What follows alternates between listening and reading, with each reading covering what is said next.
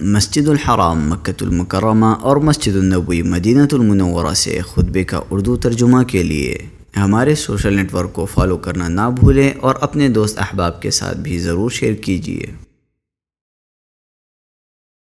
خطبہ جمعہ مسجد الحرام، تاریخ 18 ذوالقعدہ 1446 ہجری بمطابق 16 مئی 2025 عیسوی۔ موضوع دعا، فضیلت و اہمیت۔ خطیب فضیلت الشیخ یاسر الدوسری حفظہ اللہ، ترجمہ حشر الدین مدنی۔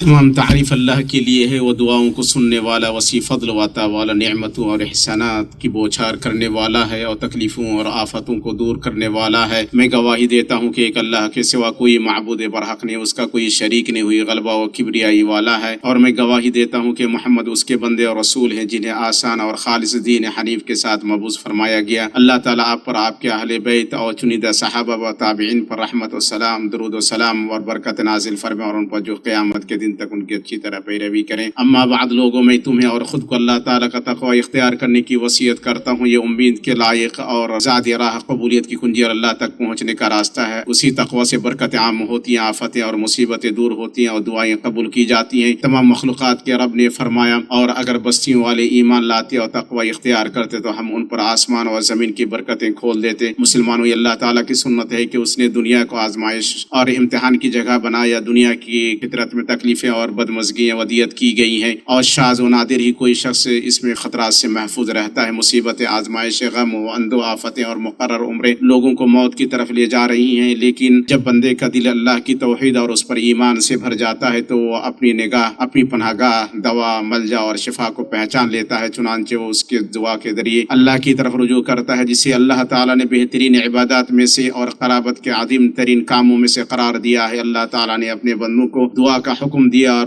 ان سے وعدہ فرمایا کہ ان کی دعائیں قبول کرے گا۔ چنانچہ ارشاد فرمایا، مجھے پکارو، میں تمہاری دعا قبول کروں گا۔ اور فرمایا، اور جب میرے بندے آپ سے میرے بارے میں سوال کرے تو کہہ دیجئے میں قریب ہوں، دعا کرنے والی کی دعا قبول کرتا ہوں جب وہ مجھے پکارتا ہے۔ اور نبی صلی اللہ علیہ وسلم نے فرمایا، دعا ہی عبادت ہے۔ اسے امام احمد نے روایت کیا ہے۔ دعا کو عبادت اس لیے قرار دیا کہ وہ اللہ کی توحید اور صرف اسی کی عبادت کرنے کو شامل ہے، اور انبیاء کرام علیہم السلام کو اس عبادت میں سب سے بلند اور سب سے زیادہ حصہ ملا ہے۔ اللہ تعالیٰ نے فرمایا، بے شک وہ انبیاء نیکیوں میں جلدی کرتے تھے اور ہمیں رغبت اور خوف کے ساتھ پکارتے تھے، اور ہمارے لیے عاجزی کرنے والے تھے۔ اور اللہ کے برگزیدہ چنیدہ بندے بھی انبیاء کے راستے پر چلتے رہے اور ان کے نقش قدم پر گامزن رہے۔ چنانچہ انہوں نے اللہ کے سامنے محتاجگی اور فقیری کے ساتھ اپنے ہاتھ اٹھائے، عاجزی و انکسار کے ساتھ اس کے دروازے کو کھٹکھٹایا اور اسی سے دنیا و آخرت کی کامیابی مانگی۔ مومنوں، دعا مناجات کرنے والوں کی تسلی کا سامان، خوفزدہ لوگوں کی امان اور بے قصوں کی پناہ گاہ ہے۔ وہ زمین و آسمان کے درمیان تنی ہوئی رسی ہے، وہ بغیر مشقت کی کمائی ہے۔ لوگوں میں سب سے عاجز وہ شخص ہے جو دعا سے عاجز رہے، جیسا کہ اس کی خبر خاتم الانبیاء علیہ السلام نے دی ہے۔ دعا توفیق و کامیابی کے عظیم ترین اسباب میں سے ہے۔ دعا کی وجہ سے رحمت نازل ہوتی ہیں اور بھلائیاں عطا کی جاتی ہیں۔ دعا کی وجہ سے مصیبتیں اور سزائیں اٹھا لی جاتی ہیں اور مشکلات و پریشانیاں دور کی جاتی ہیں۔ کتنی نعمتیں ہیں جو دعا کی وجہ سے عطا کی گئیں، کتنی مصیبتیں ہیں جو دعا کی وجہ سے اٹھا لی گئیں، اور کتنے گناہ ہیں جو دعا کی وجہ سے معاف کر دیے گئے۔ دعا جیسی کسی چیز سے نہ نعمتیں حاصل کی گئی اور نہ مصائب دور کیے گئے۔ نوح علیہ السلام نے ان لوگوں کے لیے بد دعا کی جنہوں نے ان کی دعوت سے منہ موڑا، اڑے رہے اور بڑا تکبر کیا۔ چنانچہ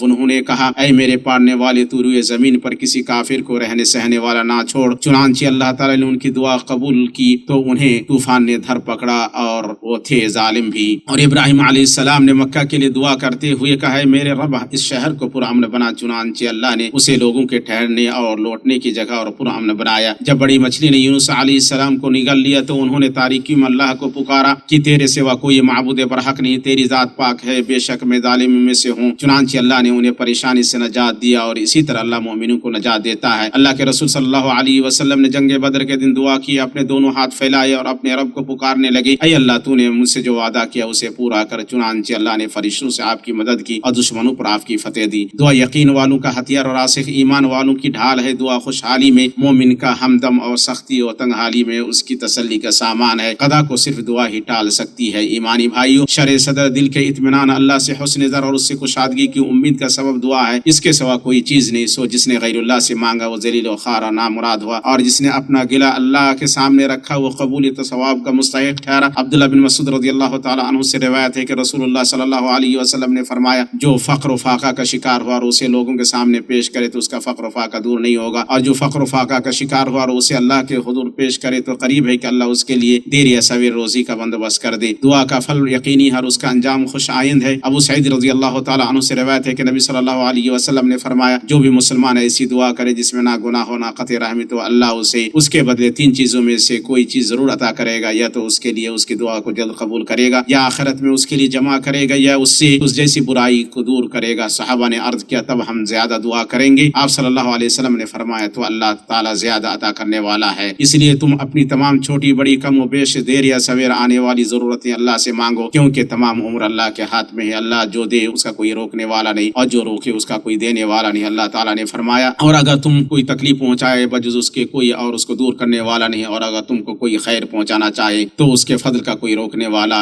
نہیں۔ ام المؤمنین عائشہ رضی اللہ تعالیٰ عنہ نے کہا، اللہ سے ہر چیز مانگو، یہاں تک کہ جوتے کا تسمہ بھی، کیونکہ اللہ اگر میسر نہ کرے تو میسر نہیں ہوگا۔ اللہ کے بندو، اللہ میرے لیے اور آپ کے لیے قرآن عظیم میں برکت دے، اور مجھے اور آپ کو اس کے آیات اور ذکر حکیم سے فائدہ پہنچائے۔ میں وہ کہہ رہا ہوں جو آپ نے سنا، اور میں اپنے لیے اور آپ کے لیے اللہ سے مغفرت طلب کرتا ہوں۔ آپ اس سے مغفرت طلب کریں، بے شک وہ بڑا بخشنے والا مہربان ہے۔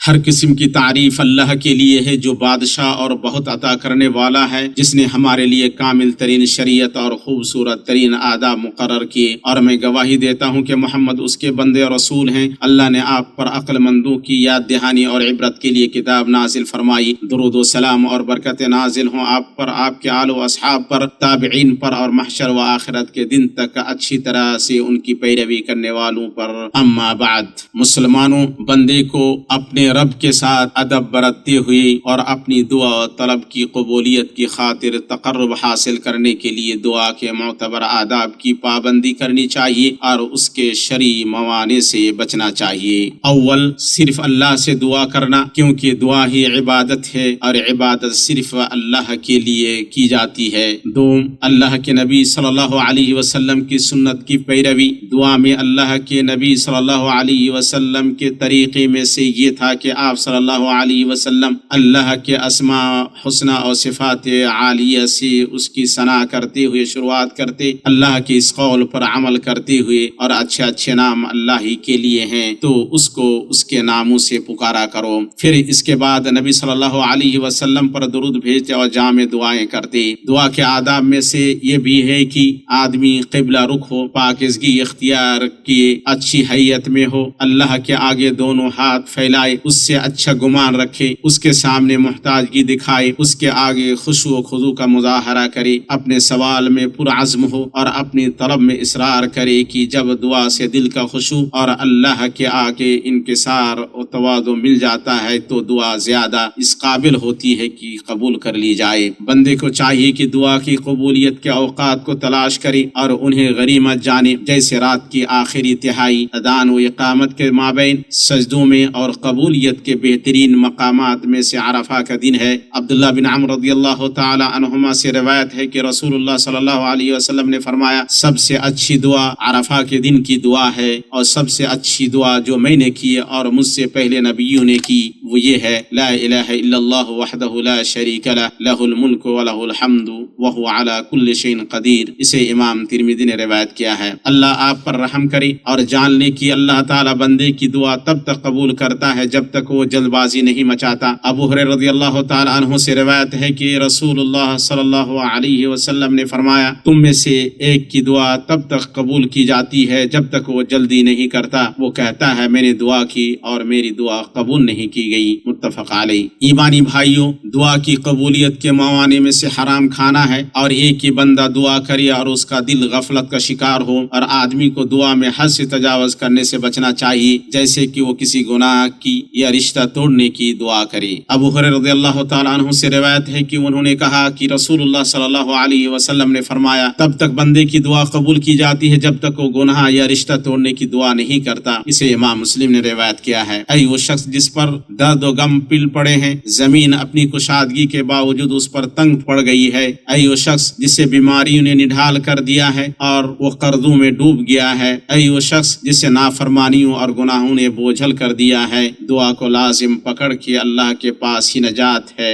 دعا کے ساتھ کوئی ہلاک نہیں ہوتا، اور جو اللہ سے امید رکھے اس کا قصد کرے وہ ناکام نہیں ہوتا۔ اور یہ دیکھو ہم پر حج کے ایام آ گئے ہیں، اور یہ طاعتوں کے عظیم ترین موسموں سے ہے، اور سب سے زیادہ جن وقتوں میں دعا کے قبول کیے جانے کی امید ہے ان میں سے یہ موسم ہے۔ چنانچہ ہاتھ اٹھا کر اور آنسو بہا کر دعائیں کر کے انہیں غنیمت جانو، امید رکھو کہ دعا قبول ہوگی، ضرورت پوری ہوگی، گناہ بخشے جائیں گے اور برائی مٹائی جائیں گی۔ اور جس نے حج کا ارادہ کیا اور بیت اللہ الحرام کا قصد کیا وہ درست راستہ اختیار کرے اور فریضے کو درست طریقے سے انجام دے اور شرعی آداب اپنائے اور اس مملکت رشیدہ کے نظام کی پابندی کرے۔ اور اس قبیل سے حج کی تصریح ہے جس کا حاصل کرنا متعلقہ اداروں نے شرعی مسائل کا اعتبار کرتے ہوئے شرط قرار دیا ہے۔ حج ایک عظیم عبادت ہے جس کی بنیاد آسانی اور حرج کو دور کرنے پر رکھی گئی ہے۔ شریعت اسلامیہ مسائل کو حاصل کرنے اور انہیں فروغ دینے اور مفاسد کو دور کرنے اور انہیں کم کرنے کے لیے آئی ہے، اور یہ سب کچھ نہ تو بد نظمی سے حاصل ہو سکتا ہے نہ ہی حاکم وقت کی مخالفت سے۔ ابو ہریرہ رضی اللہ تعالیٰ عنہ سے روایت ہے کہ نبی صلی اللہ علیہ وسلم نے فرمایا جس نے میری اطاعت کی اس نے اللہ کی اطاعت کی، اور جس نے میری نافرمانی کی اس نے اللہ کی نافرمانی کی، اور جس نے امیر یعنی حاکم کی اطاعت کی اس نے میری اطاعت کی، اور جس نے امیر کی نافرمانی کی اس نے میری نافرمانی کی۔ اسے امام بخاری اور مسلم نے روایت کیا ہے۔ اے اللہ اس مبارک ملک میں برکت نازل فرما جس نے منصوبہ بندی، تعمیر، تنظیم اور سخاوت میں کوئی کسر نہ چھوڑی، اور مکمل سہولیات و خدمات کا نظام مہیا کیا، اور حجاج کرام کی آمد کو آسان بنانے کے لیے ہر ممکن راہ ہموار کی، تپاک اور عزت کے ساتھ استقبال کیا تاکہ وہ اپنے مناسک کو آسانی، سکون اور اطمینان کے ساتھ ادا کر سکیں۔ اے اللہ ہمارے حکمرانوں کو بہت زیادہ اجر اور عظیم ثواب عطا فرما، اور ان تمام لوگوں کو بھی جنہیں تو نے اس معزز میدان میں عمل کا شرف بخشا۔ اللہ کے بندو یہ باتیں ہوئیں، اور درود و سلام بھیجو ہدایت و بشارت والے روشن چراغ پر، جیسا کہ اللہ سمیع و علیم نے تمہیں اس کا حکم دیا ہے، فرمانے باری ہے۔ بے شک اللہ اور اس کے فرشتے اس نبی پر درود بھیجتے ہیں۔ ایمان والو تم بھی ان پر درود بھیجو اور خوب سلام بھی پڑھتے رہا کرو۔ اور رسول اللہ صلی اللہ علیہ وسلم نے ارشاد فرمایا جو مجھ پر ایک بار درود بھیجے اللہ اس پر 10 رحمتیں نازل کرتا ہے۔ سے امام مسلم نے روایت کیا ہے۔ اے اللہ رسول امین پر اور ان کی پاکیزہ اور پاک باز آل پر اور ان کی بیویوں امہات المؤمنین پر درود و سلام اور برکت نازل فرما۔ اے اللہ خلفاء راشدین اور تمام صحابہ و تابعین سے راضی ہو جا، اور ان لوگوں سے جو قیامت تک اچھی طرح ان کی پیروی کرے، ان کے ساتھ ساتھ ہم سے بھی راضی ہو جا اپنے عفو کرم اور احسان سے اکرم الاکرمین۔ اے اللہ اسلام اور مسلمانوں کو غلبہ عطا فرما اور اپنے موحد بندوں کی مدد فرما، دین کے قلعے کی حفاظت کر اس ملک کو اور مسلمانوں کے سبھی ملکوں کو امن و امان اور خوشحالی کا گہوارہ بنا یا رب العالمین۔ اے اللہ ہمیں ہمارے وطنوں میں امن عطا فرما، ہمارے پیشوا حکمراں خادم حرمین شریفین کی اور ان کے امانت دار ولی عہد کی حق کے ساتھ تائید فرما، اور انہیں ہر چیز کی توفیق عطا فرما جو تجھے پسند ہو اور جس سے تو راضی ہو، اور انہیں ہماری طرف سے، ملک اور لوگوں کی طرف سے، اسلام اور مسلمانوں کی طرف سے بہترین بدلہ عطا فرما۔ اے اللہ سرحدوں پر مأمور ہمارے فوجیوں اور امن کے محافظوں کی مدد فرما، اور ان کا معاون، مددگار اور حامی و ناصر ہو جا۔